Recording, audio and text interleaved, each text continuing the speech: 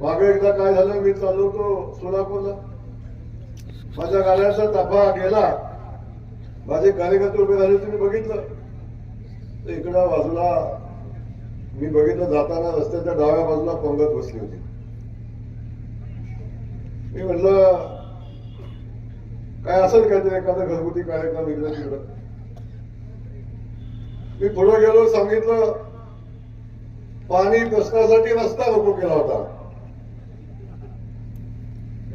आणि आयुष्यातलं पहिलं आंदोलन मी असं बघितलं, काय पहिलं आंदोलन बघितलं की जे पाण्यासाठी केलं, आंदोलन केलं, तिथं 10 वेळा बोकडं कापली.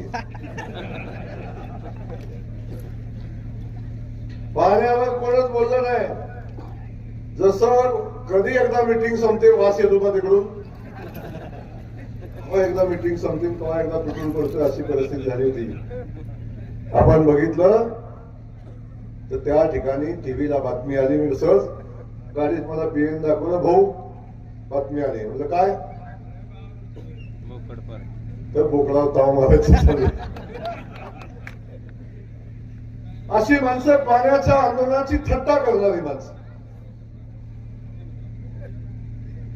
अशी माणसं आपल्याला पाणी कधीच देऊ शकत नाही. तेव्हा प्रश्न विचारला, म्हणजे जयकुमार गोरे आला होता, रेल्वेमध्ये गेला होता, तेव्हा शब्द दिला होता, त्या पाण्याचं काय झालं हे कोण विचारतंय मला? कोण? बोकडवाला. काय वाला? ज्याचा माझा काही संबंध नाही. मी त्याच्याकडे मतही मागितलं नाही, त्याचं कामही काय म्हटलं नाही. आणि सोबत कोण आहे? 40-50 वर्ष ज्या खानदानामध्ये सत्ता आहे, त्यांनी आजपर्यंत या भागाला पाणी देणं अपेक्षित होतं. या भागाला पाणी देणं अपेक्षित होतं. नीरा देवगडचा कॅनल तुमच्या भागातनं गेला, तो कॅनल सुद्धा माती लावली नाही अख्ख्या हयातीत. बाकी वेगळ्या कुठल्याही गावात एक थेंब पाणी आणलं नाही. आणलं राजे? एक थेंब पाणी कुठल्या गावात आणलं नाही. 50 वर्षापासून सगळी पदर ज्या घरात होती, त्या घरातलं कधी मला विचारते, जयकुमार गोरे 6 महिन्यापूर्वी आलता आणि रेड्याला पाणी देतो म्हणलं तर कुठे आहे पाणी?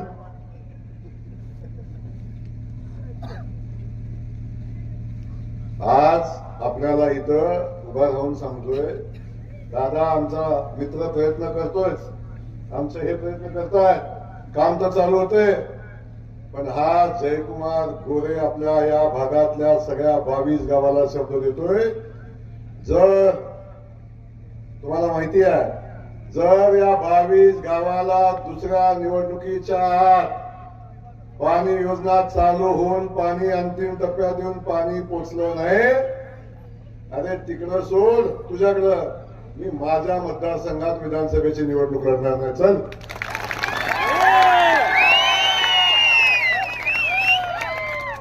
अरे ही शेतकऱ्याची अवलाद आहे, दिला शब्दाला जागणारी अवलाद आहे.